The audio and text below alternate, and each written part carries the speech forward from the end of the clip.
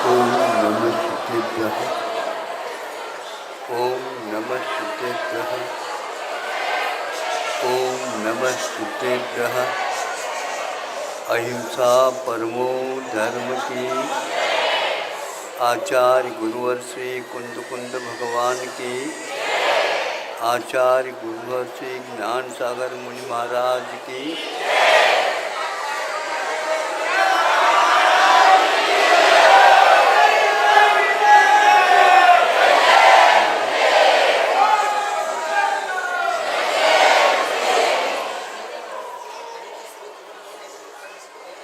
बैठ जाओ, तुमको प्रतिदिन कहना पड़ता है। नहीं आए हैं ये लोग।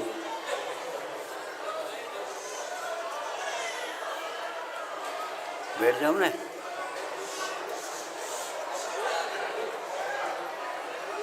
सुन नहीं रहा, हिंदी नहीं आती। मराठी सांगू काय? सुनो, कुछ मिनट तो मिलते आप लोग उनको भी, उनका उपयोग भी सही सही नहीं कर पाते।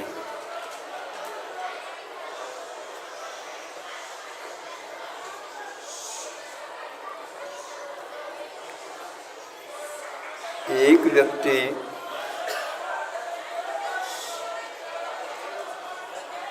रेडियो चला रहा था, सुनना था उसको एक विशेष समाचार को, और वह स्टेशन ढूंढ रहा था।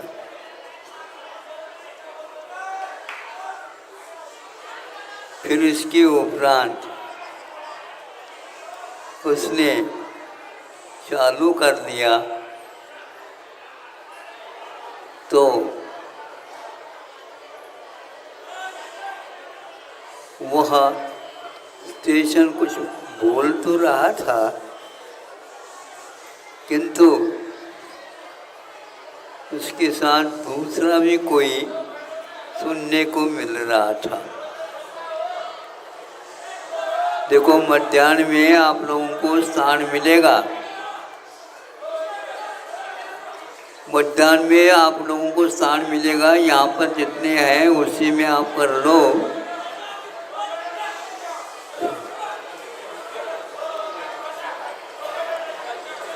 आप लोगों को रेल में चढ़ना ही नहीं चाहिए था, और चढ़ गए हैं। बिना टिकट के भी आए आप लोग। सुनो, वह सुनता सुनता कुछ दूसरा भी सुनने लगा। उसको ऐसा ज्ञात हुआ, संभव है ये दोनों स्टेशन एक साथ चालू है। एक ऐसी बात हो सकती है।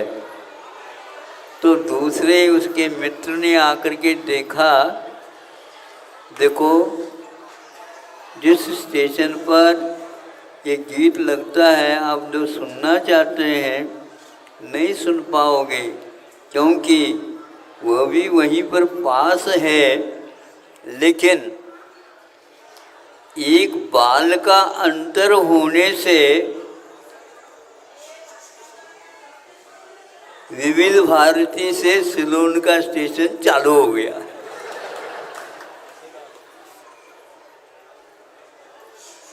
ऐसा क्यों होता है? आप लोगों को गणित में या भूमिति में समझाया गया होगा। दिशाएं कितनी होती हैं? 4। हाँ, 4 पूर्वा। और विदिशाएं कितनी होती हैं? कौन से विद्यालय में आप पढ़े हैं? क्या? आपको तो बोलना तो पड़ेगा। दिशाएं तो 4 ही होती है, पूर्व पश्चिम दक्षिण उत्तर, किंतु विदिशाएं 356 होती हैं।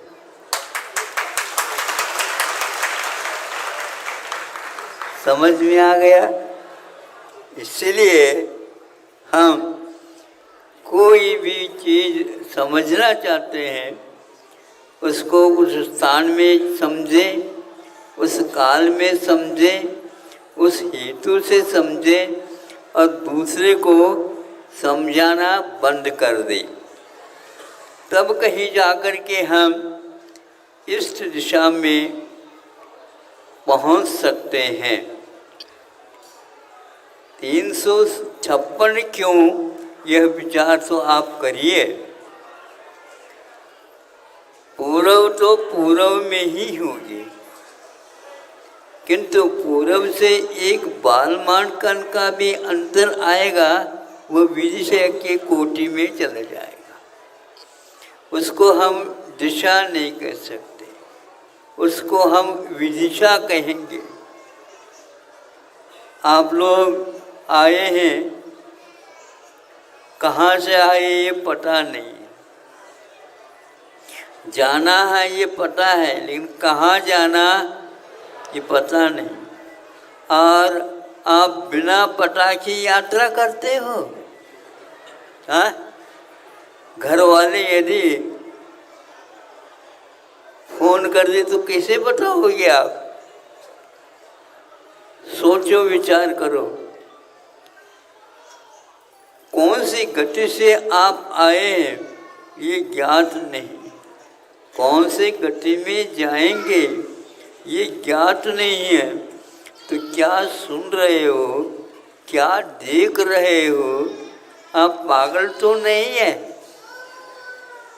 महाराज हम तो दिमाग वाले हैं और हमें आप पागल कह रहे हो। तुम कैसे पागल हो? एक कविता छोटी सी लिखी थी, तुम कैसे पागल हो, तुम कैसे पाग लहो। पाग मैंने रास्ता, आप कैसे प्राप्त कर सकोगे?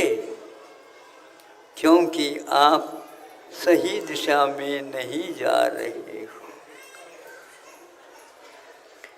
प्रत्येक व्यक्ति मेरी दिशा सही कहता है, किंतु वह कोने कोने में ही चला जाता है, सही दिशा में नहीं आ पाता, नहीं जा पाता। सम्यक दर्शन के बारे में आप लोगों ने सुना होगा, किंतु सही दिशा में यदि सुना हो, निश्चित रूप से संसार से भयभीत हुए बिना नहीं रह सकोगे। क्या आपने काल की छोर के बारे में कभी सुना है? पर क्या पढ़ते हो आप? क्या पढ़ाया जाता आप लोगों को? क्या कभी आपने क्षेत्र विषय अथवा यूं कह दो, इस क्षेत्र का अंत कहाँ होगा, यानी आकाश का अंत नहीं होता और एक प्रकार से काल का अंत नहीं होता।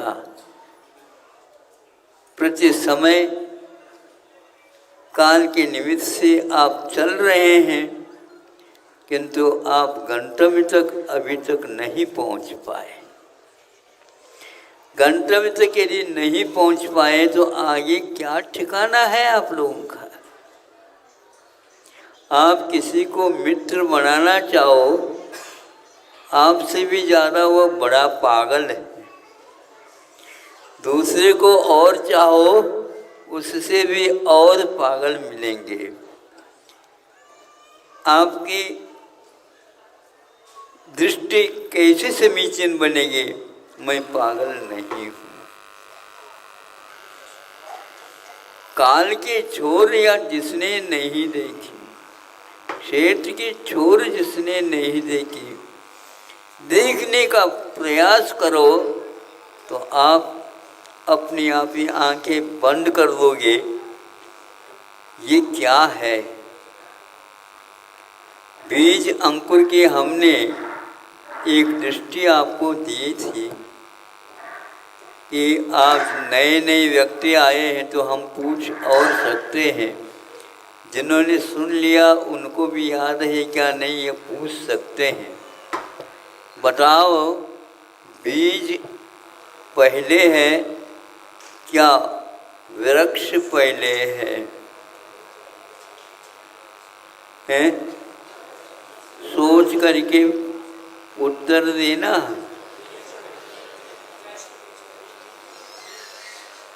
बीज बीज आया कहाँ से?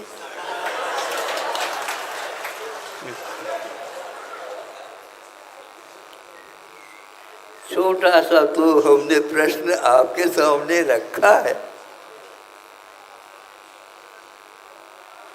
कोई कह देगा वृक्ष पहले था, तो वृक्ष आया कहाँ से? बीज से। बीज बोते हो, अंकुरित होता है, बीज गायब होता है, पौधा खड़ा हो जाता है। लेकिन बीज का वह बोध दिला रहा है, मैं उस बीज का फल हूँ, संतान हूँ, और संतान आगे होंगे, इसमें से बीज निकलेंगे। तब फिर ऐसी स्थिति में आप संसार में भटक रहे हो, सही गंतव्य तक कब पहुँचोगे? तो आचार्य कहते हैं बीज को नष्ट किया जा सकता है। एक बार बीज अंकुरित होने की योग्यता को खो देगा, फिर उसका अंत हो जाएगा। आप राग द्वेष कर रहे हैं, इसके पीछे भी यही हेतु है। भूल करके विपरीत दिशा में पुरुषार्थ किया जाता है, राग द्वेष हो जाते हैं, उसका फल सही नहीं मिलता है, तो पुनः राग द्वेष हो जाते हैं और इसके कारण कर्मों का फल बंध को प्राप्त हो जाता है। इस बंध के साथ आप लोग अंध होकर के अभी प्रवास कर रहे हैं। आपको ही नहीं कह रहा हूँ, मैं भी उसी लाइन। कौन ऐसा बचा है? तो वही बचा है जो भगवत स्वरूप है। हमारे पास भगवान बनने की क्षमता तो है, किंतु ऐसे भी जीव हैं जिनके पास भगवान बनने की क्षमता नहीं है अथवा उसको प्राप्त नहीं कर सकता। उसको देखने से ऐसा लगता है कि हम अभी भी अधूरे हैं, हमें पूरा होना है, तो अवश्य ही इसको याद करना होगा। प्रश्न हमेशा हमेशा हमें गाफिल करते हैं। जैसे आप लोगों ने अभी बताया,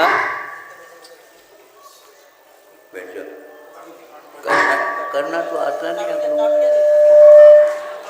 उतना ही ठीक है, इतना ही ठीक है। आप लोग अच्छे ढंग से सुन लो। तो बीज और वृक्ष की यात्रा में हम खो जाते हैं। हमारा पूर्व भाव क्या था, उससे पहले क्या था, उससे पहले क्या था क्या नहीं? बताओ।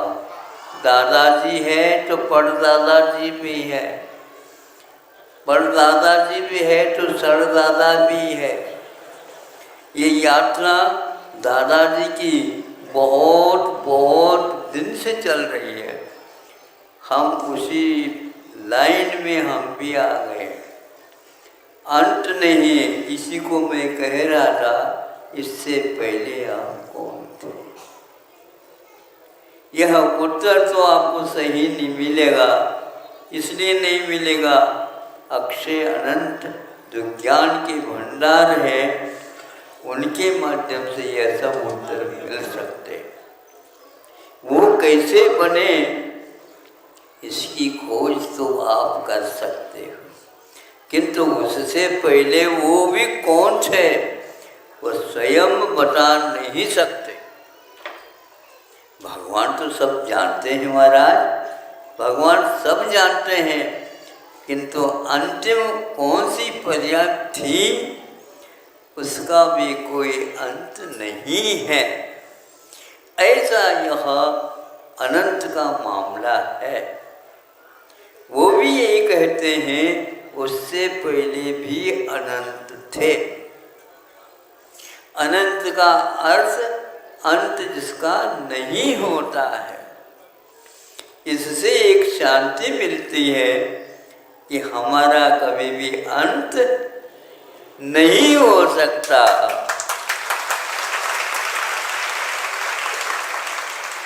तो हम मरण के भय से जो डरते हैं, वह पागलपन है क्या नहीं? जब हमारा मरण नहीं, हमारा अंत ही नहीं, हम अनंत हैं, ऐसी स्थिति में डरने की बात बिल्कुल बेकार की बात है। जब डरना है, जब मरना ही नहीं है, तो डर किस काम का? कहीं मर न जाऊं, ये भूत लगा हुआ सबके पीछे। इसको उतारने के लिए झाड़ू चाहिए। 2 झाड़ू लगाएंगे, उनसे ये ठीक होगा। भगवान हमारे सामने हैं, उनको देखने का हम प्रयास पुरुषार्थ करते हैं, किंतु उनका स्वरूप भी हमें इन आँखों का विषय नहीं बनता। केवल ये कह सकते हैं, इसके भीतर भगवत पद से विराजमान अरहंत परमेष्टि है। कैसे है, क्यों है? जो राग नहीं करता, द्वेष नहीं करता, जो भीति का अनुभव नहीं करता, वे तो हमारे भगवान हैं। उनको देख करके, उनको जान करके, उसी स्वरूप में आने का प्रयास हम करते हैं, देव दर्शन करके। आप लोगों ने यहाँ पर आकर के भगवान को देखा होगा, नहीं समझे? भगवान वैसे बहुत दुर्लभ होते हैं। हमें भी एक बार मिला अवसर, तो यूं करना पड़ा।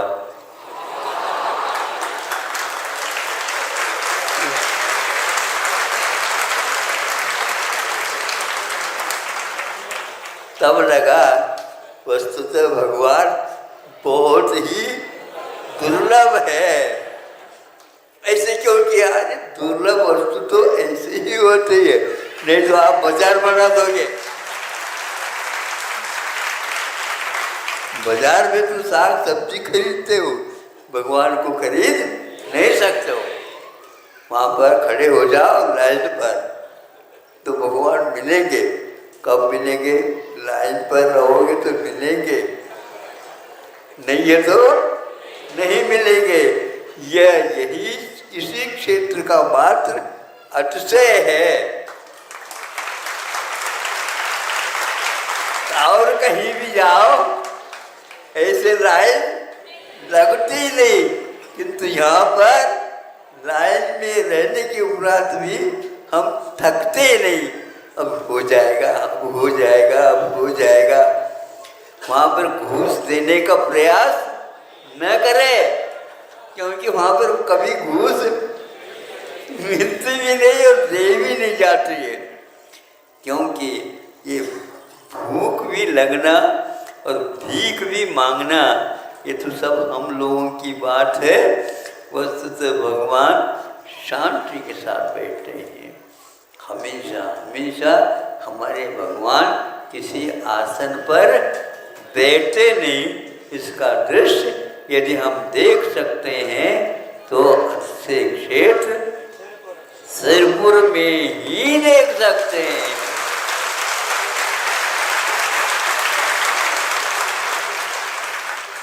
ये भी सुनो, इस महाराष्ट्र में 5-6 सिरपुर है,